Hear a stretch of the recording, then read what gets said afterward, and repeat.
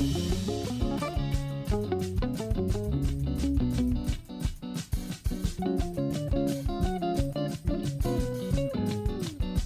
der Restitution des Bildnis der Kinder des Künstlers widmen wir uns einem Stück deutscher Geschichte. Zugleich ist das ein gutes Beispiel für Geschichtsverarbeitung. That's what it sounded like recently in Dusseldorf, Germany, at a ceremony when the mayor of Dusseldorf announced that a painting that had been hanging in his office for more than half a century would be symbolically returned to the heirs of a Canadian persecuted by the Nazis, the late Max Stern of Montreal, whose family used to run a prominent art gallery business in Dusseldorf in the 1930s. Now, the painting in question is a family portrait by a Dutch master. It was originally painted in 1830, but exactly how and when it got into the city's hands remains unclear. What we do know for sure is that after the Nazis took power, they stripped Stern's license to run his art gallery under their Aryanization policies. The Nazis confiscated some of his collection. He was soon forced to sell the rest to a non-Jew. In 1937, Stern fled to London and eventually made it to Canada in 1941 as a refugee. He went on to establish the famous Dominion Gallery in Montreal. He died in 1987, and for years now, his heirs have been scouring the world of art auction houses and German museums to trace the art that was looted or stolen. Under German law on liquidated Jewish treasures, the statute of limitations to give it back has long expired. But the Dusseldorf mayor decided to show goodwill after a long and sometimes very testy negotiation with Stern's heirs. On hand for the handover ceremony was Montreal art historian Clarence Epstein. He's been spearheading the treasure hunt for Stern's lost art from his base at Concordia University. We're hopeful that the bureaucrats and the administrators and the politicians and the curators in Germany are getting used to the fact that we're not going away and that there'll be other families like us making claims, and so they were going to have to develop practices and policies internally that deal with this more regularly. I'm Ellen Besner, and this is what Jewish Canada sounds like for Tuesday, May the 30th, 2023. Welcome to the CJN Daily, a podcast of the Canadian Jewish News, sponsored by Metropia.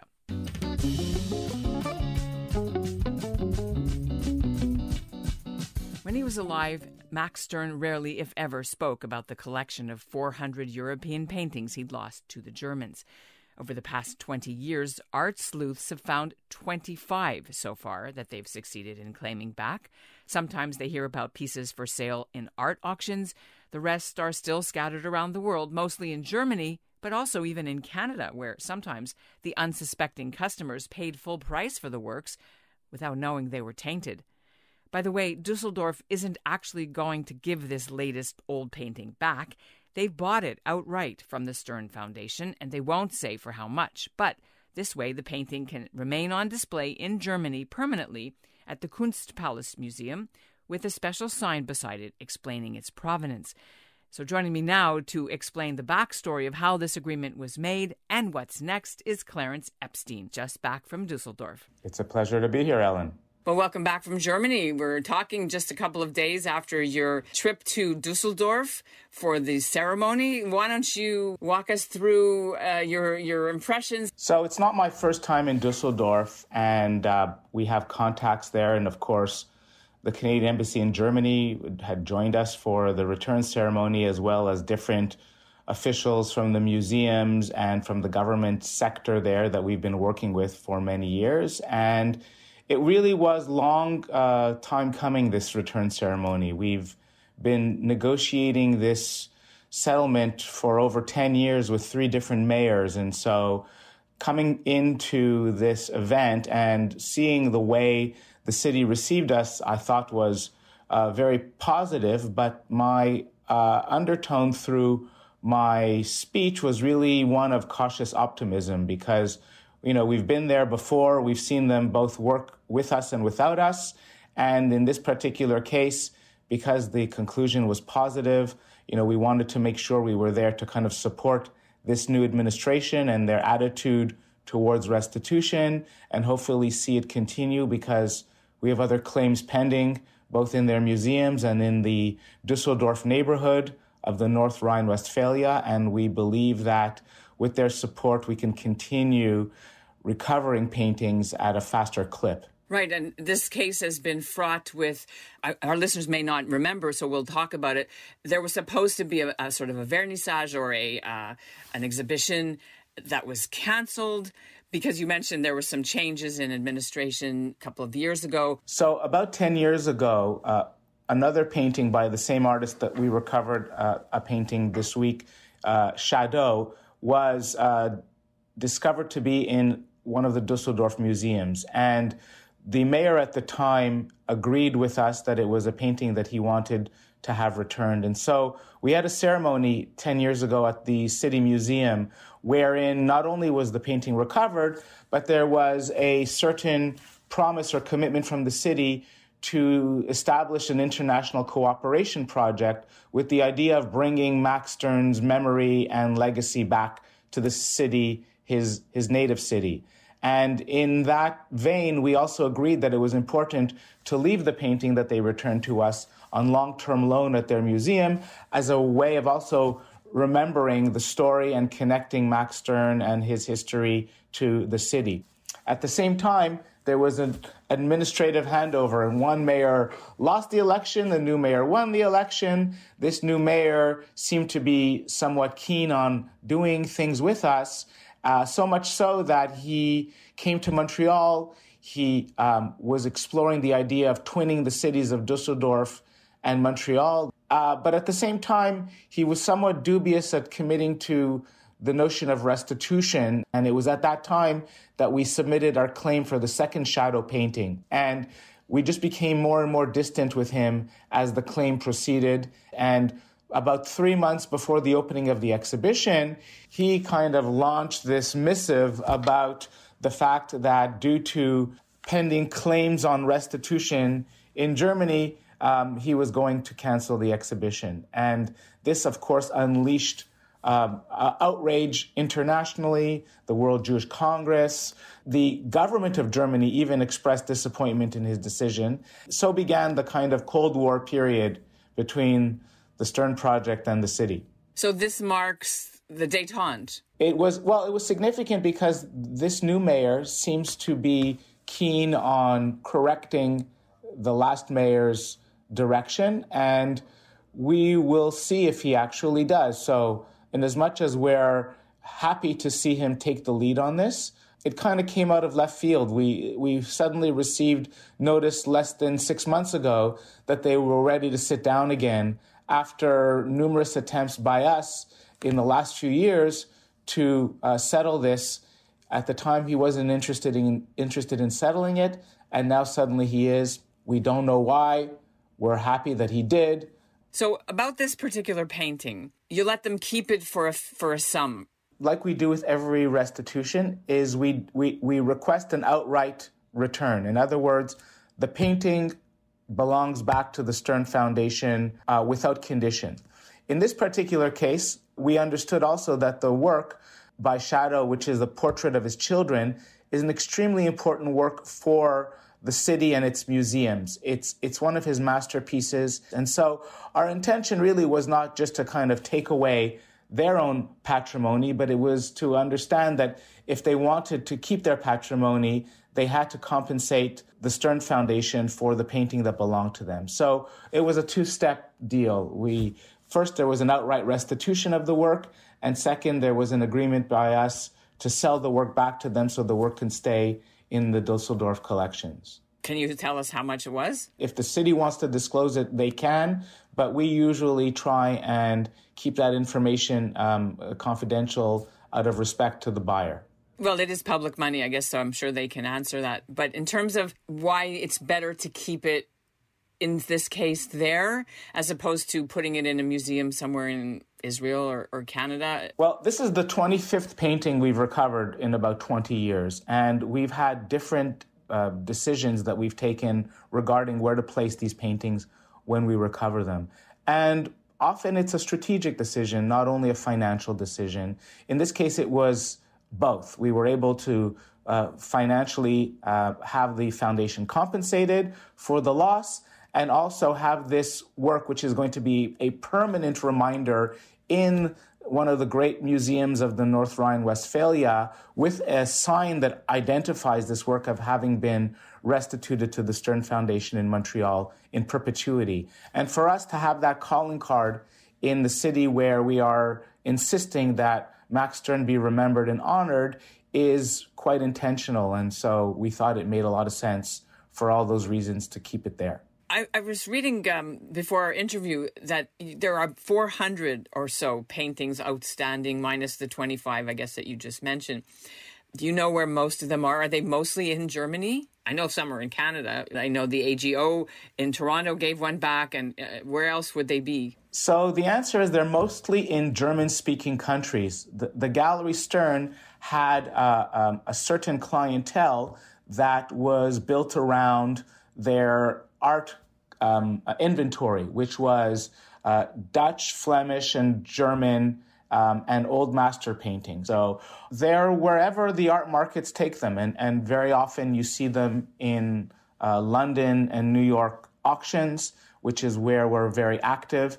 And of course, in museums, some of which haven't completely cataloged their collections, especially their World War II acquisitions. And so we learn about things every year. And in the case of the AGO, we are still trying to understand the decision. The AGO possibly made an error in their return. And although we haven't yet found the paper trail to confirm that, neither have they. And so we are kind of in a bit of a dispute with them about their processes. And it's unfortunate that it happened right under our nose, in Toronto, right down the 401, when most of the time we're dealing with European collectors and museums and the New York art trade and the involvement of law enforcement. And with Canada, we're hoping that, we'll be able to learn more from the AGO as we do from other institutions about the research history of this painting. But ultimately, the paintings can appear everywhere. We know there's a work in Taiwan. We believe there are works circulating in Latin America. Would you be able to say for our listeners about how much the remaining outstanding collection that you're still looking for would be worth? I think about a few years ago, we did an audit on behalf of the foundation for the universities, and it was estimated that there's probably around $50 million worth of art from the Stern inventory that is circulating. Now, I know that if this was the Mona Lisa or, a Rembrandt or something, it would probably be easier to find these because you can't hide those as easily. What makes this challenging for the kinds of paintings that are in this collection? So the Gallery Stern had a market that was catered to Dusseldorf, Nouveau Riche, and industrialists. And so there was a certain kind of scale of value of works in the gallery that were made available. And so, 10 or 20% of, let's say, the inventory was extremely important high-value works. But you don't sell those works every day in a gallery. You have bread and butter works that you sell that are, in this day and age, let's say, worth $5,000, $10,000. And so a great number of those works were in the gallery inventory and were the ones that were sold by force in the 1930s. And those works circulate not necessarily only in museums, but in the secondary marketplaces where you don't always have information available. So it's much harder to scan all the auctions across the world of all the auction houses that are dealing with paintings, let's say, under $20,000, under $10,000. So you're right, the big fish are easier to find because there's much more information and much more marketing about them. The smaller fish are definitely difficult to trace, but they are traceable, and every year, we learn a bit about a percentage of those works, and we add them to our search list, and we post them on Interpol because we work closely with Interpol and their lost art database as it relates to Stern pieces. When you go back to places like Dusseldorf and you do the deals with them to try to get the restitution, what is the current feeling in that city or in Germany in general about restitution of looted art? Are they done with it, or are they still seized with the mandate to do what's right even after all these years? The answer is very complicated because they're living in a kind of a complicated historical situation where they too are trying to move on with their lives and with their society, but at the same time they have this dark cloud that hangs over them, which they wish did not hang over them, but invariably is kind of part of their reality. But, we've succeeded so far 25 times, and so with every success, we get a little bit more momentum in the argument. With the current political, cultural climate, Clarence, where, for example, Indigenous artifacts are being restored to their First Nation bands after many years in museums, and efforts to get, for example, the Vatican to give back some stuff. How does this impact or make any easier your job when it comes to Nazi-looted art? So there's not a day that goes by in the various art newspapers and magazines where restitution issues are not discussed, be they Nazi-era, Indigenous matters from all countries, or even historical losses like ones from the Vatican or from the Napoleonic times. And so we're seeing kind of this reawakening of social justice that for years we were battling on our own. We now see that we have allies. There's definitely an alliance now and an awareness by all the museums and collections that we're not only talking about Nazi-era injustices, but museums across the world are filled with problematic works because their ownership history and the way that they were acquired is in question in a way that it never was put in question to those museums in the past. Do you have one? Do I have? A Max Stern painting. Well, actually, as I mentioned, some of these paintings are more affordable than others. And a few of the paintings that are still in circulation, sometimes I look at it and I say, well, maybe I should just make an offer it myself and then compensate the Stern Foundation. I haven't yet succeeded in doing that, but my plan is one day to acquire a work and to donate the proceeds to the foundation. Are they going to do the vernissage that was canceled all these years ago? Are you working towards that again? So in that kind of Cold War period where we weren't talking to them, they decided to mount their own exhibition without anyone from the Canadian or Israeli intelligentsia involved. And so their exhibition ran. It wasn't really a successful exhibition in terms of its reception and its international recognition. I think they know that. I think we are open, and we've talked to the other curators and scholars who are open to revisiting the idea of more exhibition or research presentations in the future. And we'll discuss how that's going to roll out. And we'll see if the Dusseldorf administration is as genuine as they say they are, and we'll take it from there. And that's what Jewish Canada sounds like for this episode of the CJN Daily, sponsored by Metropia. Integrity, community, quality, and customer care. Today's listener shout-out goes to Mona Strasbourg, now of Toronto, but formerly of Montreal. And we'll end with our condolences to the family of the late Ottawa cantor Moshe Krauss, a Holocaust survivor whose lyric tenor singing voice inspired Jewish prisoners in Nazi death camps and later in Israel and around the world. He died at the age of 100. His funeral is Tuesday in Ottawa. He's being buried in Israel. Cantor Krauss's book, The Life of Moshe der Zinger, was just published in January. And here's a bit of him singing Shema Yisrael from 1950, courtesy of the Cantorial Legends YouTube channel.